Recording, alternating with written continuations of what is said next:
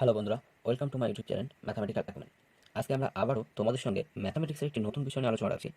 আজকে আমরা ক্লাস 12-এর ম্যাথামেটিক্সের যে পার্ট 1 করেছিলাম ইনডেফিনিট ইন্টিগ্রাল থেকে, আজকে তার পার্ট 2 কমপ্লিট করব এবং এখানে আমরা জানব যে ইন্টিগ্রেশনের যোগ অথবা বিয়োগ এগুলি কীভাবে করা হয় এবং সেগুলো কিছু কনসেপ্ট আমরা ইউজ করবো এখানে। তো সেই কনসেপ্টগুলো শুরু করার আগে আমরা দেখে নিই যে ইন্টিগ্রেশনের যোগ বা বিয়োগ আকারে কোনো ফিগার থাকলে সেগুলোকে কীভাবে করতে হয়। ধরো এটার মধ্যে এরকম কোনো ফিগার রয়েছে, ইন্টিগ্রেশন f1x প্লাস অথবা মাইনাস, প্লাসও থাকতে পারে মাইনাসও থাকতে পারে, f2x, এই জাতীয় কোনো ইন্টিগ্রেশন টার্ম রয়েছে আমাদের। তো সেই টার্মকে আমরা কীভাবে ইন্টিগ্রেশন করব, তা দেখে নিই যে এই জাতীয় টার্ম থাকলে আমরা কী করতে পারি। দেখো, এই জাতীয় টার্ম থাকলে আমরা ইন্টিগ্রেশন সেপারেট করতে পারি, করে প্রত্যেকটা টার্মকে ইন্টিগ্রেশনকে আলাদা আলাদাভাবে লিখতে পারি এইভাবে, প্লাস অথবা মাইনাস, প্লাস থাকলেও আমাদের যা হয় মাইনাস থাকলেও সেম হয়, f2x dx। বোঝা গেছে? তাহলে আমাদের যদি এরকম আকারে কোনো ফিগার থাকে সেই ফিগারকে আমরা ইন্টিগ্রেশনকে সেপারেট এভাবে করতে পারি। আরও একটি টার্ম দেখি, ধরো এরকম রয়েছে integration K dot f x into dx. অবশ্যই কে আমাদের কী হবে না, কে আমাদের কনস্ট্যান্ট টার্ম, কে আমাদের কনস্ট্যান্ট। যদি এরকম আকারে কোনো টার্ম থাকে তবে সেক্ষেত্রে কী করা হয়, দেখো কনস্ট্যান্ট টার্মকে ইন্টিগ্রেশনের বাইরে পাঠিয়ে দিতে পারি আমরা, বাইরে পাঠিয়ে দিয়ে বাকি যে টার্মটা রয়েছে এক্স আকারে তাকে ইন্টিগ্রেশন করতে পারি। তো আমরা প্রথম যে চ্যাপ্টারটা করছি আমরা অনির্দিষ্ট সমাকলন বা ইনডেফিনাইট ইন্টিগ্রাল, এই পার্টে শুধুমাত্র আমরা যত অঙ্ক যত প্রপার্টি সলভ করব সব এই ওপরে ভিত্তি করে, সবই এর ওপরে ভিত্তি করে আমরা এখানকার যে ম্যাথামেটিক্স বা এখানকার যে প্রবলেমগুলো রয়েছে সেই প্রবলেমগুলো আমরা সলভ করবো। তো চলো দেখি, আজকে আমরা এই ভিডিওতে শুধুমাত্র অ্যালজেব্রিক টার্মে যদি কোনো ফিগার থাকে তাদেরকেই সলভ করব, পরবর্তী পার্টে ট্রাইগোনোমেট্রিক ফিগারগুলোকে সলভ করব।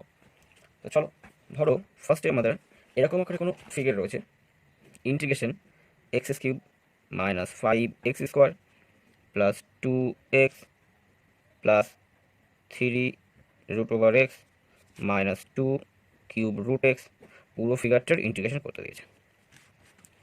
এই একটা টার্ম থাকলে আমরা কীভাবে ইন্টিগ্রেশন করতে পারি, দেখো আমরা একটু আগে শিখে নিয়েছি যে f1x প্লাস মাইনাস f2x ইন্টিগ্রেশনের মধ্যে থাকলে dx, যদি এরকম একটা টার্ম থাকে আমরা কী করতে পারি, ইন্টিগ্রেশনকে সেপারেট করতে পারি। দেখো প্রত্যেকটা টার্মকে সেপারেট করতে পারি এবং তার সঙ্গে আরও একটা ফিগার শিখেছি না, যদি কনস্ট্যান্ট টার্ম রূপে গুণ আকারে থেকে যদি কোনো ফিগার থাকে তো সেক্ষেত্রে কী হয়, কনস্ট্যান্ট টার্ম থেকে ইন্টিগ্রেশনের বাইরে পাঠিয়ে দেওয়া যেতে পারে। তো আমরা শুধুমাত্র এই প্রপার্টিগুলোকে ইউজ করে অ্যালজেব্রিক টার্মের সলিউশন করবো আজকে এই ভিডিওতে। চলো দেখে নিই। তো সেখান থেকে আমরা দেখো তাহলে ইন্টিগ্রেশনকে সেপারেট করতে পারি, আমরা সেপারেট করে দিই।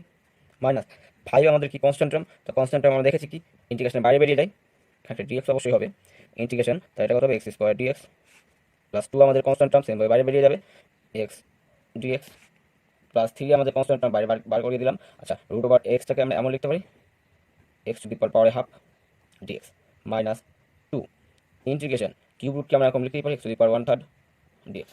এবার এই টার্মটাকে আমরা ইন্টিগ্রেশন করছি। তো ইন্টিগ্রেশন করলে দেখো তোমরা কী করতে পারি, ইন্টিগ্রেশনের প্রপার্টি এক্স, এটা কি আছে x to the power n, x to the power n এর ইন্টিগ্রেশন আমরা কি জানি x to the power n plus 1 by n plus 1, এটা আমরা শিখে নিচ্ছি, অবশ্যই প্লাস 3 হবে।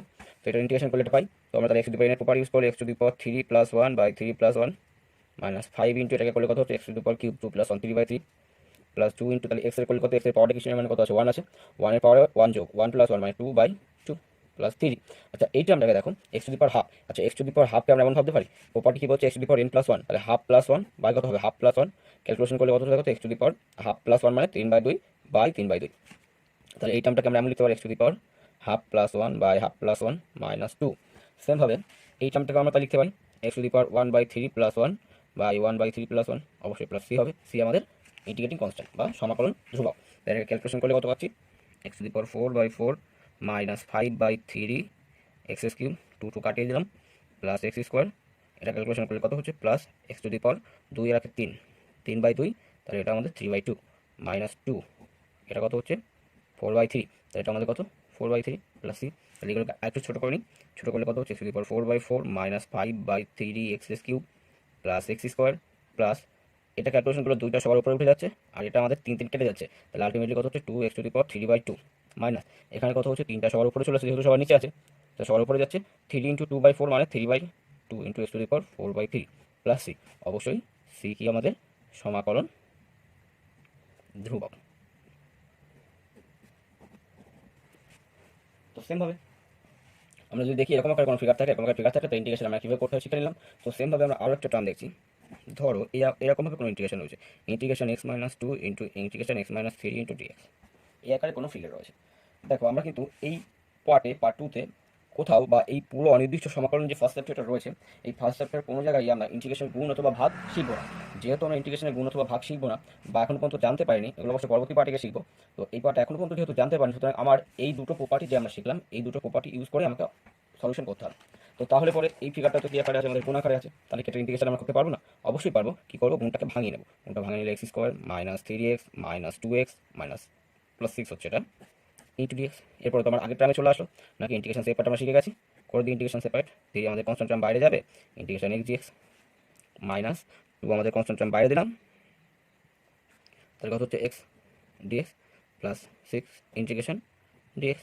তো এটাকে ক্যালকুলেশন করলে কত হচ্ছে দেখি, পার্টটাকে এরকম রেখে দিই, এটা তো সেম ফিগার ছিল, তাহলে এটাকে পাঁচ করে দিতে পারি আমরা, প্লাস সিক্স ইন্টিগ্রেশন ডিএক্স। তো এখান থেকে ক্যালকুলেশন করলে কত পাচ্ছি, এই ফিগারটার x to the power n, আবার কাজ করতে পারছি x to the power n. X to the power n integration কী হয়, x to the power n plus one মানে two plus one, three by three minus five into x to the power কত মানে কত হচ্ছে one, x to the power one integration করলে কত x square by two plus six into এখানে কিছু মানে কত হচ্ছে এক্স। আচ্ছা আমরা দেখে নিই, এখানে কিছু মানে কত হচ্ছে ওয়ান, ওয়ানটাকে আমরা এমন করতে পারি, ওয়ান মানে x to the power zero, x to the power zero integration করলে কত হয় দেখো, এক্স টু দি পাওয়ার এনের প্রপার্টি ফেলে x to the power zero plus one by কত হবে জিরো প্লাস ওয়ান মানে x to the power one by one, মানে সেটাকে আমরা শুধু এক্স বলতেই পারি। তাহলে ওয়ানের ইন্টিগ্রেশন করলে কত দেবে, বা শুধু ডিএক্স ইন্টিগ্রেশন করলে কত দিচ্ছে, শুধু এক্স, তাহলে এটা কত হচ্ছে সিক্স এক্স প্লাস সি, যেখানে সি আমাদের সমাকলন ধ্রুবক।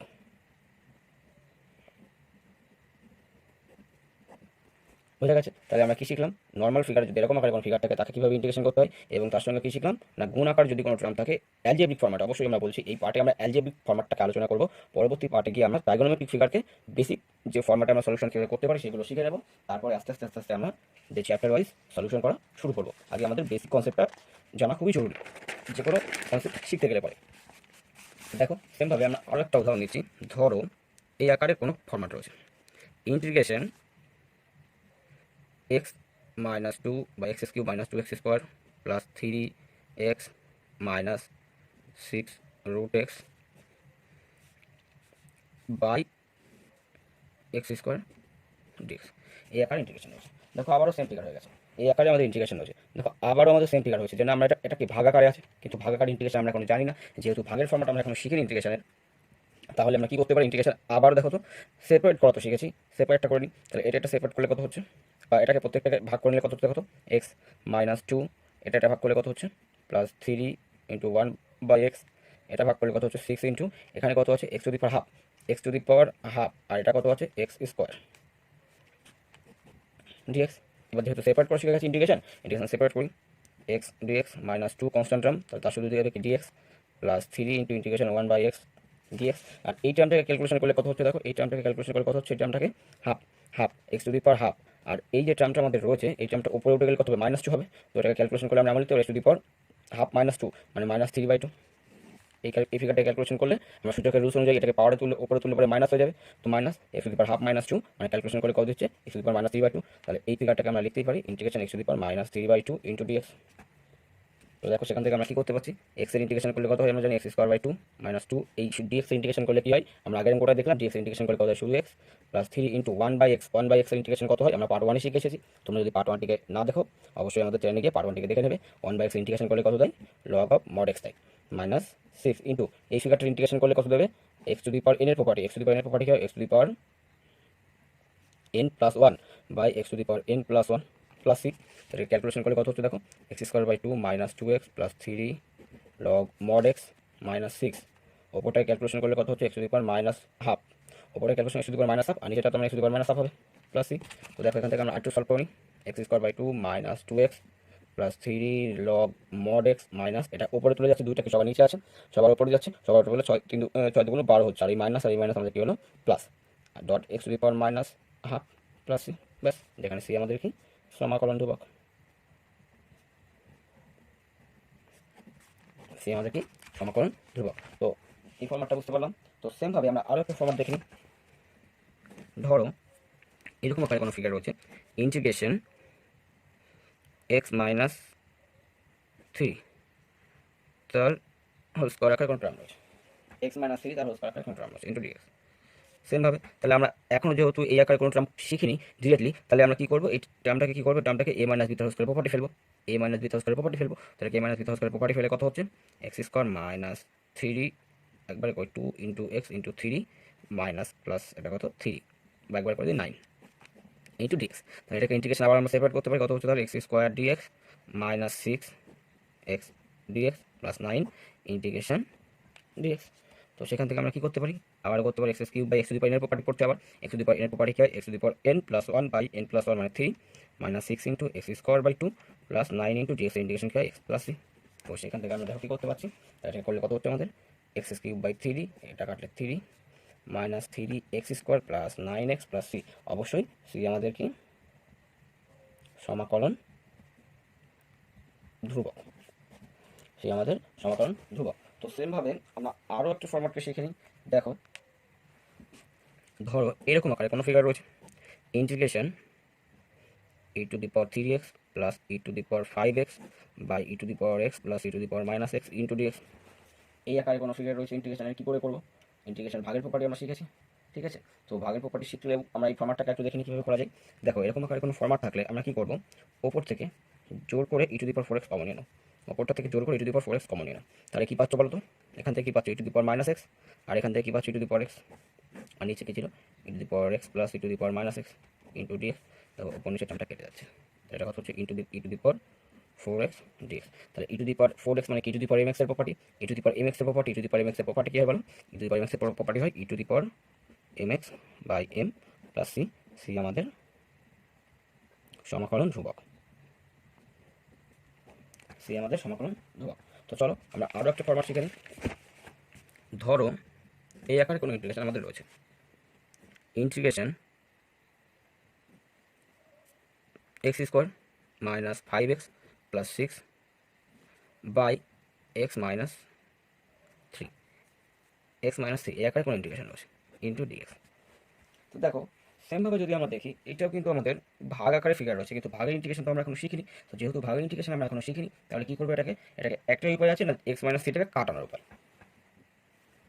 তাছাড়া আদার্স কোনো ফরম্যাটে আমরা এখনো পর্যন্ত যেহেতু শিখিনি, সুতরাং এটা ইউজ করতে পারবো না। তাহলে আমাদের টার্গেটকে এই এক্স মাইনাস থ্রিটাকে কাটিয়ে দেওয়া, এই আকারে ফিগার থাকলে আমরা কী করবো, এক্স মাইনাস থ্রিকে বা নিচে যে টার্মটা থাকবে সেই টার্মটাকে কাটিয়ে দেবো।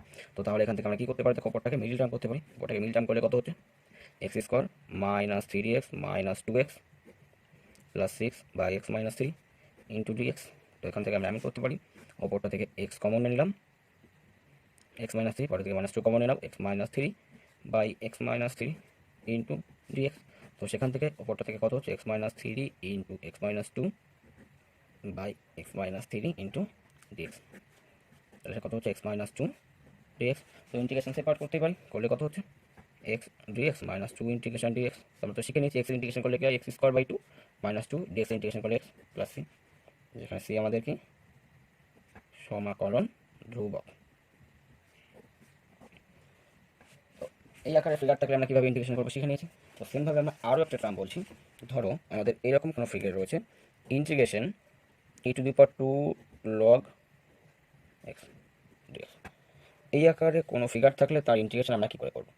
তো তার আগে আমরা একটু বলে নিই যে এই আকারে যদি কোনো ফিগার থাকে যেখানে কিনা e to the power log e to the power m আকারে কোনো ফিগার রয়েছে, তো এরকম আকারে টার্ম থাকলে সেটাকে আমরা কী করতে পারি, দেখো ই এর পাওয়ার আর লগের যে বেস এগুলো সেম, এরকম কোনো ফিগার থাকলে লগের প্রপার্টি অনুযায়ী আমরা বলতে পারি এখান থেকে কী বেরোয়, শুধু এমটা বাইরে বেরোছে।